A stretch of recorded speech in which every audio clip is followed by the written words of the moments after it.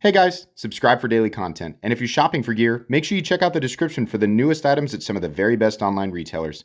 There's also links for some of the items that I personally recommend. Thanks!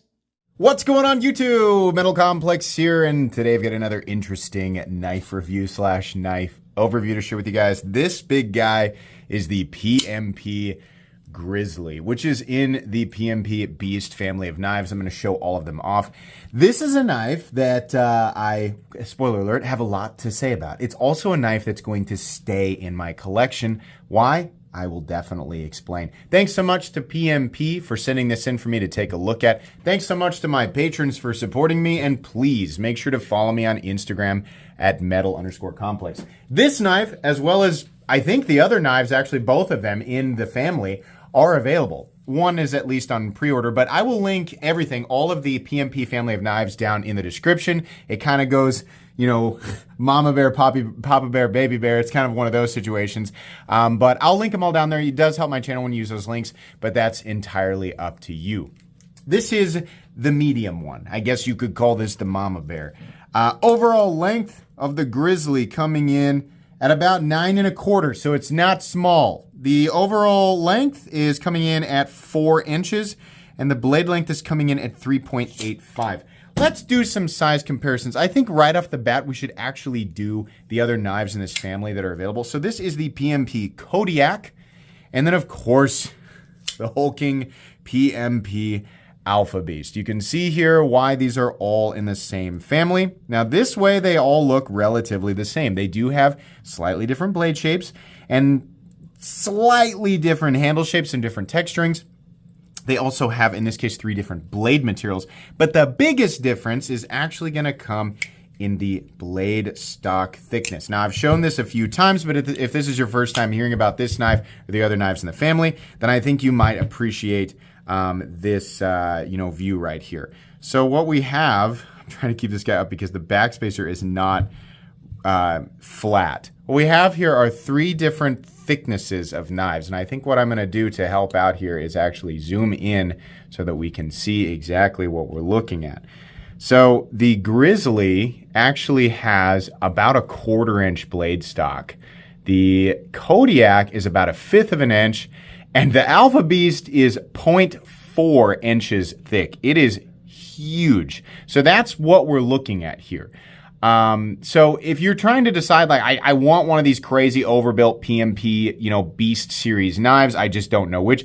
I can tell you without a doubt, the Kodiak will slice better and it's going to be easier to carry. It's still huge, but it will slice better and it will definitely be easier to carry just due to overall weight, right? This guy is still definitely overbuilt. It's going to scratch that overbuilt itch, right? Which is something that, yes, I know, functional, it's like the knife function police are going to be quick to drop in and be like, I have an announcement to make for everybody who doesn't know. When they're overbuilt like that, you're not actually gaining any aspects of utility. Yeah, okay, we know. We got it. I'm going to talk about that. Don't worry. But there are tons of people, including myself, who just like the fact that it's bulky and thick. It just kind of makes it fun. We know that it's actually hindering our day-to-day, right? And if you don't know, then yeah, for the most part, that is going to be the case, right? If you're trying to get a utilitarian cutting knife, just a day-to-day cutting, like pretty much anything else is going to be a better choice, right? And if you need excess durability, don't mess around here. Just get a fixed blade. There, I said it. Now you don't have to say it. But for those of you who do want to scratch that, really thick, crazy overbuilt itch, right? This will still do it, but it's going to cut better. This is kind of in between, and it's still carryable, but it's on the line. This guy is completely and totally unnecessary, massively overbuilt, and will definitely weigh your pants down. It's just the way that it's going to be. But there's the difference between those 3. I will go ahead and measure the blade stock thickness on this guy so that you guys can actually see that it is coming in 1/4 inch, which is the same, because people always compare this knife with the Medford Praetorian. Totally different aesthetic for sure, different blade shape, different handle profile, but we are actually looking at almost exactly 1/4 inch, which is the same blade stock thickness as the Medford Praetorian tie, the thicker one. So there you go. Let's go ahead and zoom back out here and do some size comparisons with some more common folding knives. Any custom scales can be found in the description under Original Goat or others. So up against the AD10. Yeah, it's huge. The AD10 is definitely not a small knife. Up against the AD20.5. You can see here, obviously quite a bit bigger. How about up against the Spyderco PM2 and the Spyderco Para 3? There we go. Absolutely larger than both. And last but not least, the Benchmade Griptilian, or in this case, the Ritter Hogue. And let's do the Hogue Deca. Okay, how is the action? Between the three, the Kodiak is good. I like it, but it's honestly, it's because this one has a flipper. It's the only one of the bunch that has a flipper. Holy moly. They have tuned that detent correctly for a flipper, and they've also taken into consideration how much blade there is here. The detent is actually just right. Man, that is a lot of blade to flip. You can feel that power. You can definitely get more leverage on this knife than any of the others. And that's really the big thing that kind of makes this knife stand apart, because neither of the other ones have flipper tabs. You have to use the thumb studs. And it works just fine with thumb studs, but the flipper tab works better. Can you reverse flick it? Yes. This is the only knife that I actually use 2 fingers to reverse flick. Why?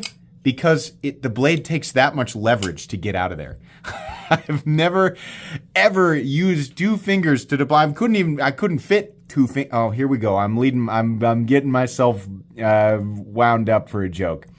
I can't normally get 2 fingers into the fuller or deployment mechanism hole on a knife. So it normally is not required. I've never actually tried. In this case, I do. But yeah, seriously, the flipping action on this is wild. Access to the lock bar is okay. It's a bit sharp. They didn't make any effort to scallop this out. So it's not terrible. It's still knocked down a bit. It's not razor sharp, but you will notice it. Pivot action is great. A lot of it is due to the fact that the blade is so heavy. But it is good. It actually is smooth. I can't complain, right? These do come in a few different configurations. By the way, it's not just black. Same with the Kodiak, same with the Alpha Beast, right? I have 3 different versions, but they do come in varying styles. So I think it's blue, bronze, and just like regular stonewashed, and then black. Maybe a tiger stripe, right? But anyways, let's do carry profile. Total thickness up against the Spyderco Para 3. Yup, that's freaking thick. Length and height up against the PM2 and Para 3. Yup, it's longer and substantially taller. Like way taller. It's literally almost a perfect rectangle. It's just huge. Wait, how much does it weigh? We might as well weigh all 3 since we're comparing in the family. This guy comes in at 11.78 ounces. Holy crap, that's a lot of knife. How about the Kodiak, 9.98. And the legendary PMP Alpha Beast, the heaviest folding knife in my collection, comes in at over a pound. Wow. Okay, I think it's pretty clear, unless you are somebody who exclusively EDCs giant cold steel knives, this is going to be a pretty heavy object. We've already measured the blade stock thickness. Let's go ahead and do a hardware check. I'm going to get out my tools. As per usual, my tools are very inexpensive and very recommendable. You can find them right down in the section of my description that talks about the tools I use on this channel. I think all of these screws are oh no, we have maybe the body screws are T8. There are a lot of them. Holy moly. Body screws T8. Pivot. I know that I'm right, but I'm going to go ahead and do it just in case. Every now and then you get a weirdy beardy with freaking T9. Who uses T9? Still better than T6 though, am I right? Yeah. Okay, we got T10 for the pivot, T8 for the hardware. I will take that over minimal hardware. Minimal on this channel means 2 screws on each side. But I would prefer a lot of T8 screws to just a couple T6 screws because I hate T6. Why they had to screw in the stop pin, I have no idea. Usually that's a floating, right? We usually have it floating. And I don't like the idea of having screws on the stop pin. And I can't prove that this is the case with every knife, but that impact on that stop pin is heavy. Every time you hit that stop pin, is it a T9? I'll explain myself. Hold on. What is this? No, this is T8. What's going on here? There we go. I can't prove that this happens. Yeah, but you know what? These two were backed out a little bit. Are these? No. No. No. You know, I think what's happening there is that impact is causing those screws to back out. Now, if they fell out completely, would the stop pin fall out? I would hope. No, that's recessed in there.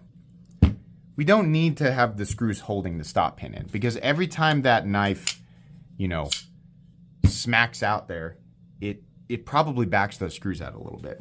So I don't like that. I don't like that design, right? Having the thing pinned, I mean, the pin comes all the way out to the outside here, but Spyderco does it too, you know, so you could say, well, Spyderco does it, no big deal, but there's not so much weight and mass coming out there.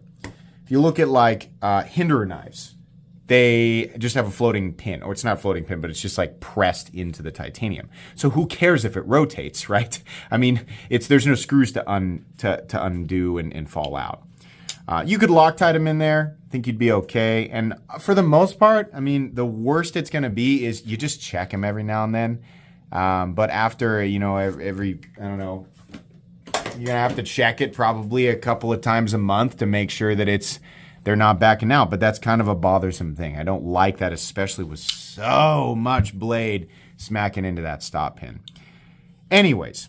A lot of screws holding in a lot of the backspacer here, and we have two big T8 screws holding in the pocket clip, but still very simple in terms of construction. It should be very easy to maintain, disassemble, all of that. As long as you have the right tools for the job, you should be good to go. Just have to kind of keep track of the screws. Okay, it's time to get into the meat and potatoes here. Boy, this is a comfortable knife. It's usually the case when you have a handle like this, which is just a straightforward, right? We can say, oh, it's a copy of the Medford. Well, okay, why? Because it has like half pill-shaped lines. Like Medford was like, we own that shape. We put that on our knives, and now we own that. We also own ergonomic rectangular handle profiles. Nah. Nah. This is just, it's comfortable because it's a classic, you know, time-loved handle profile for a knife. It's also a lot of material, and the edges of the material are knocked down. So even though it's flat, there's so much to hang on to, and it's relatively comfortable, so it just feels good. It's also a big, heavy object, so you get that sort of inexplicable when you hold on to it. It's the same thing with the Kodiak, and it's definitely the same thing with the Alpha Beast. Will this be comfortable for long-term cutting? I think it'll be okay. You'll still want to wear gloves. The problem's not so much going to be in the handle. It's going to be in the blade because, yes, it's sharp. Yes, it can still, I'll demonstrate. The factory edge is still plenty sharp enough to slice paper. In fact, it's actually better than I thought it would be. Wow, that's not bad. Look at that.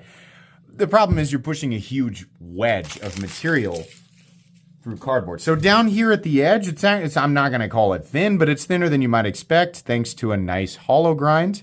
But there's a huge flat. So it's a 1/4 inch all the way down to here, and then it's hollow ground slightly down to, you know, a thinner edge than you might expect for a knife blade of this size, but still way thicker than your average, you know, pocket knife, right?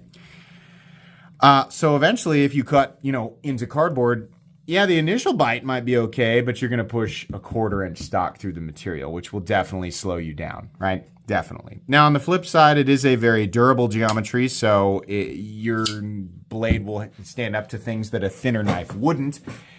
However, it's still dependent. The folding knife's biggest weakness is in the pivot, right? So if you're under the impression that knives with really, really thick blade stocks and really, really thick titanium on the outside is like basically, you know, an indestructible object, it's wrong. You need something else, right, besides just the pivot to withstand abuse, because every time you chop or you pry or it all goes to the pivot, right?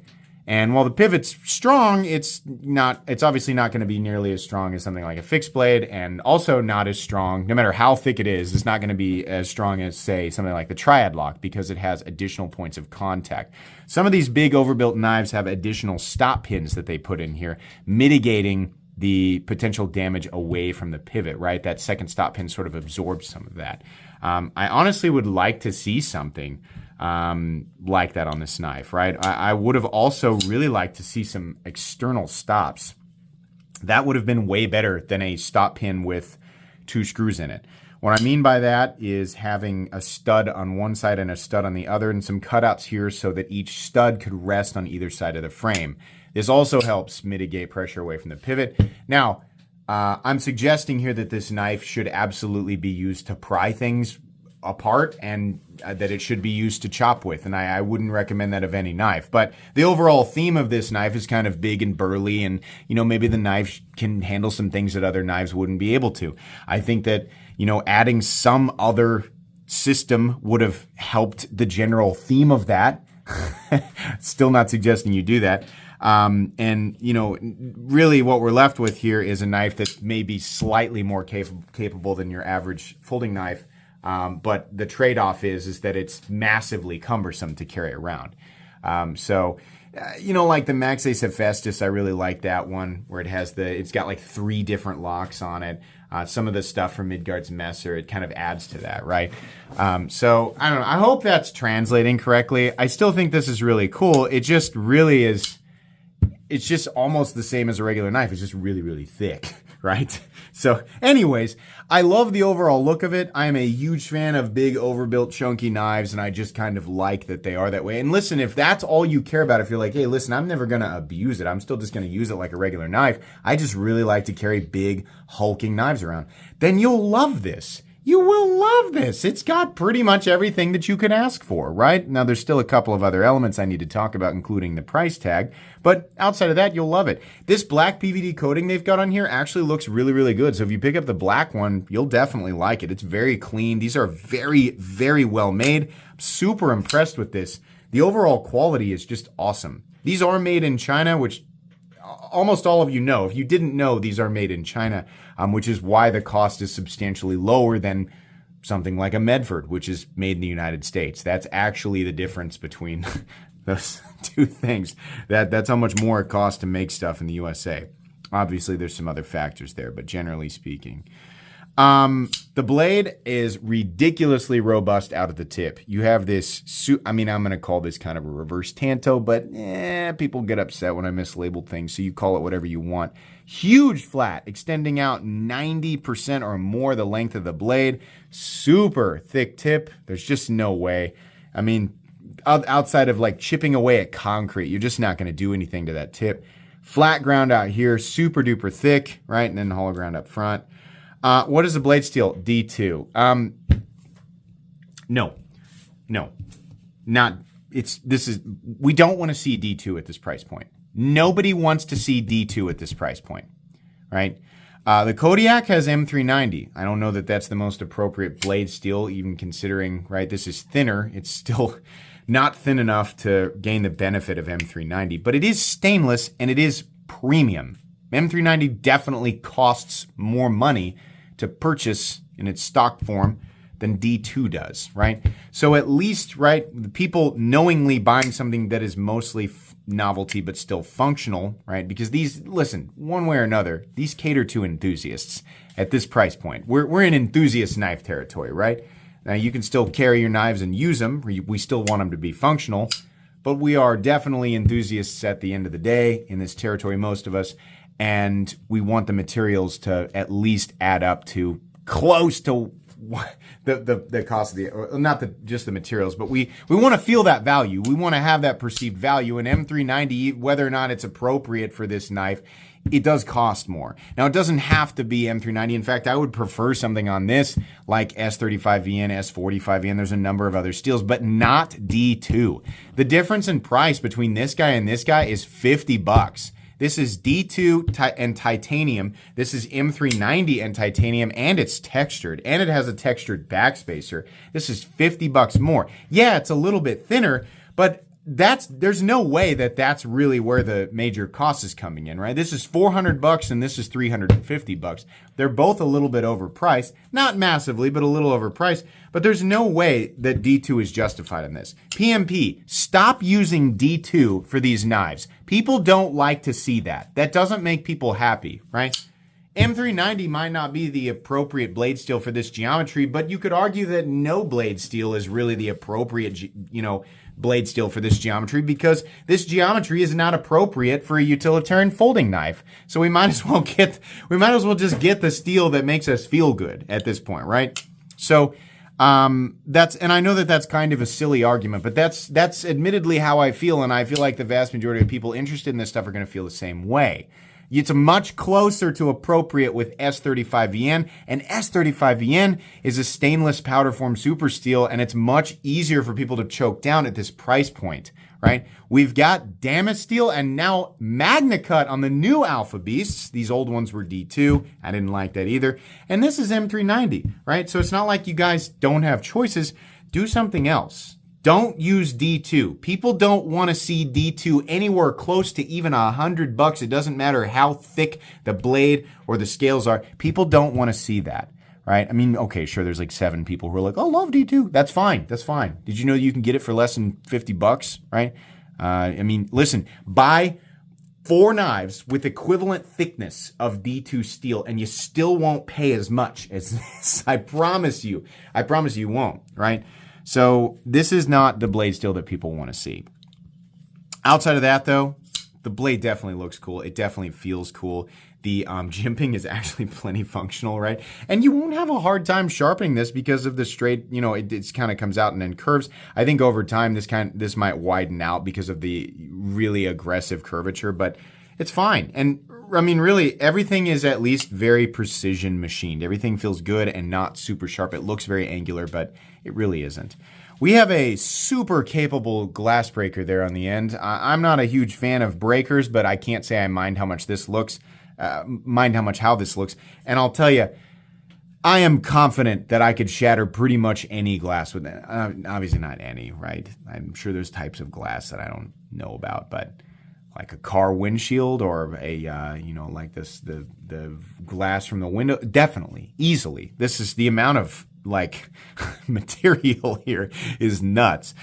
To be fair, even if it didn't have the glass breaker, you could just throw the whole knife really hard at the glass and you would definitely get through it, right? But that will work, absolutely. We have a little lanyard slot here. We've got a full titanium backspacer, and we have a full machined popsicle stick style clip. I can't imagine why they didn't go ahead and just mill out the screw positioning on the other side, or even the slot positioning on the other side. I don't think it really would have mattered. It would have been the exact same shape as these random half pills up here, right? It just would have been going this way. I don't think it would have looked bad, and lefties would have appreciated it, but okay. For some reason, they decided to go super shallow here. Oh, wait, I know why. It's because they had to make room for the lanyard hole. No one cares about the lanyard hole. Put it over here. Oh my God. Guys, come on. Lanyard hole goes here. Move the clip up. I'm not saying that clips have to be deep carry to be good. It's still not going to be deep carry in this position, but look how much of this freaking knife is hanging out of your pocket in the standard depth. That's too much, even with this much of the knife in your pocket, right? And also the clip comes down and is in the middle of your hand, which is a problem after a long period of time cutting. I'm sure very few people will actually do that, but the people who do will be like, yeah, that's kind of turning into not a crazy hotspot, but a little bit. We move it back. Move this over here. It doesn't have to be here. This is being optimized for no one, right? Even here, lanyard people are going to go, oh, actually, that's also fine, right? Very few people are going to say, I am number 1, a lanyard person, and number 2, must have my lanyard attached at the back of the knife because it's optimized for, I have no idea. I would love to hear what that is optimized for. I'm sure that it would be hilarious. But listen, it needs to go over here, and this needs to be scooted back for multiple reasons. We do have a steel lock bar insert that doubles as the over travel stop, which is very nice. The lockout on this knife is absolute. It does not move at all. There's plenty of surface contact, and the geometry is correct. There is no double clutch. There is no pivot lash, and it is very smooth, very consistent in here. And the detent, look at that. That feels good. Wow, that is nice. Normally you get an unsatisfactory, is that a word? Non-satisfactory? Unsatisfactory. I have no idea. Correct me in the comments. I have no idea. It's not very satisfactory. The satisfaction is at a bare minimum with these bigger, thicker, chunkier knives because the detent normally just doesn't feel good. But that feels really good. Centering, spot on. Very, very good with no detent lash. This is a super cool knife, and I'll tell you what, if you don't mind the price tag and you don't mind D2, buy it. You'll love it, especially if you're, like I said, really big into big overbuilt knives. But as it sits, the price makes no sense. This one, number one, why couldn't we get this cool texturing on this, or at least an option for it? This texturing on the Kodiak is awesome. I love that. It would be cool to see on this, right? I mean, might as well go all out. It's already ridiculous. Just, go ahead. Like, make it even crazier. I don't like D2. I would have been much happier with S35VN, and I think most other people would too. It just would have been better. The edge retention would have been, I think, S35VN is still a little bit better than D2 in terms of edge retention, and it still has decent toughness. It's decently, maybe about the same to touch up. Actually, I think D2 might be a little bit harder to sharpen. I honestly can't remember. In my opinion, the nicest thing is the fact that it is powder formed, which means even particle distribution. That's definitely going to be better performance overall than D2. And it is stainless, which is a huge deal for people buying expensive knives that they, prefer to keep as nice as they possibly can. I'm not saying that all stainless steels are better than all non-stainless steels. It's just, generally speaking, in this territory, I've found that people prefer a nice premium stainless steel. And they've gotten that right with some of their other models here. But this steel is just wrong for the price point. It's so far out. So unfortunately, this is going to be tempting to very few people. Honestly, the PMP Alpha Beast is fun. It's ridiculous, and it's way more expensive. It doesn't matter what the blade steel is. This guy is probably your best bet in this family, just because number one, it's lighter. Number two, the blade is thinner behind the edge. And number three, it's got a steel that actually is better matches the price tag, right?